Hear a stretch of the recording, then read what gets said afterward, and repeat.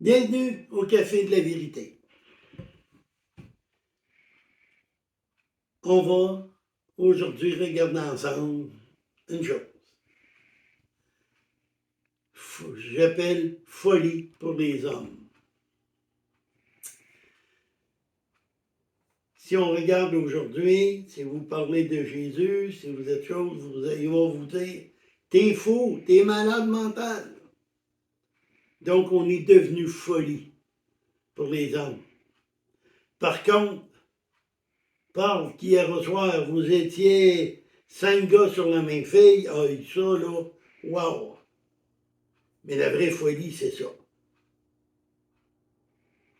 Alors que la parole de Dieu, je sais que la plupart des gens la traitent de folie, mais la parole de Dieu, elle est exacte. Il y a plus de 2500 prophéties, donc 80% sont déjà réalisées. Il n'en reste pas beaucoup à se faire. Donc, pour une folie, où il y a autant de prophéties de faites et fait à la virgule, pas à la virgule près, à la virgule inclus. Où est la folie? 1 Corinthiens 1, 18.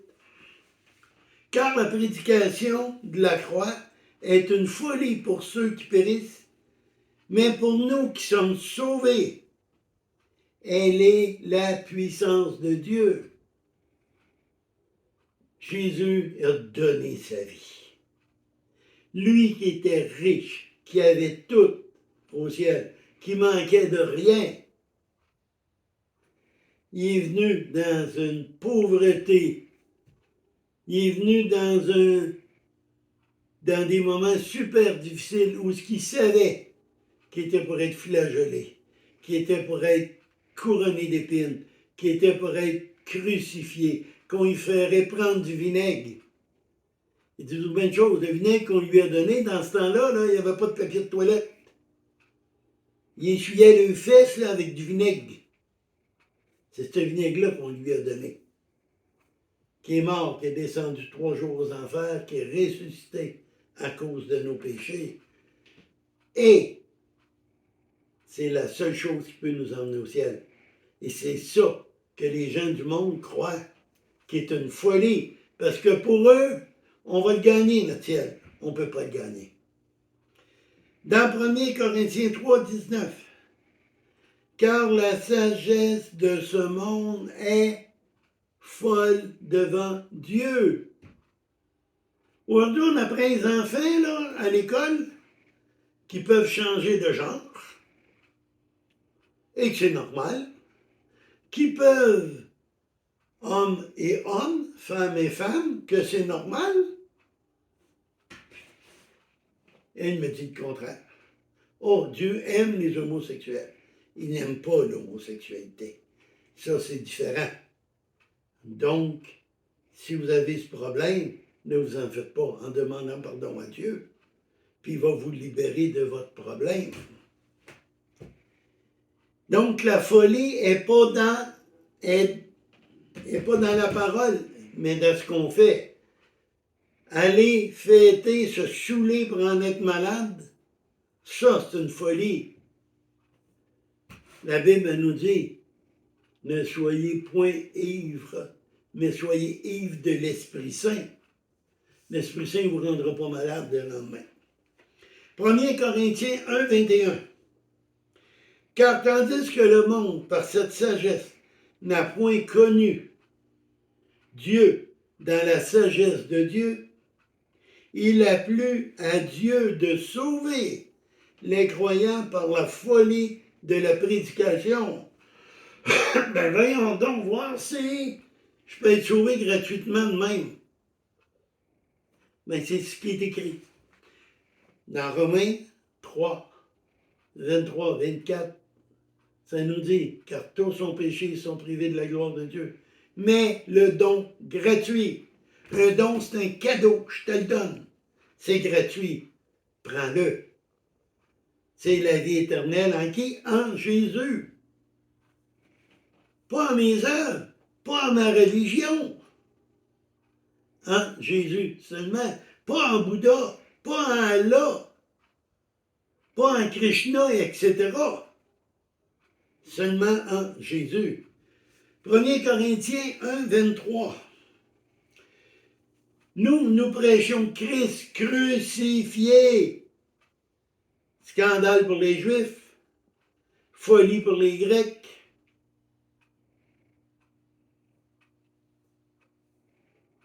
Parlons de Jésus, fait de nous des fous quand on dit que Jésus a tout payé pour toi. T'es fou, mais je suis heureux, vous me dites que je suis fou. Parce que si vous me traitez de fou, c'est parce que ce que je vous dis, ça vous travaille dans votre cœur.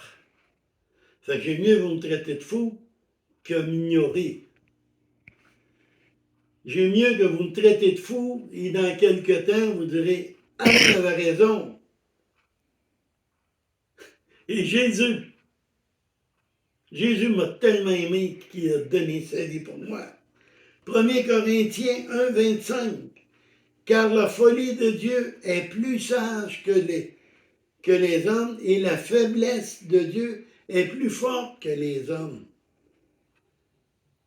Dieu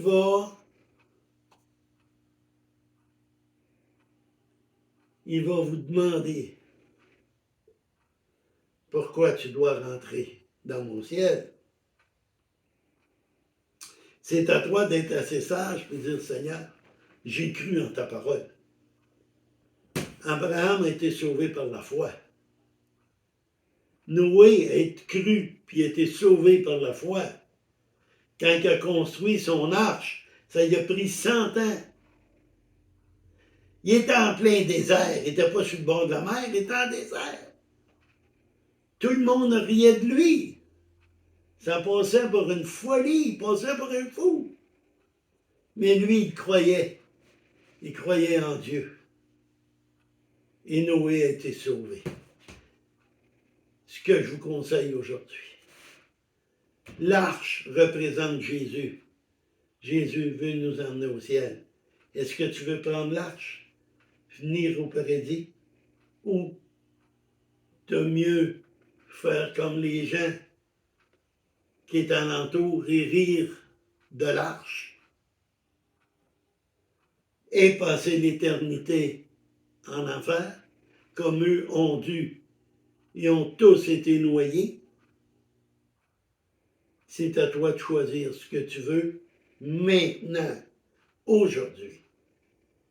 Repens-toi, demande pardon à Dieu, reconnais que Jésus est ton seul Seigneur, ton seul Sauveur.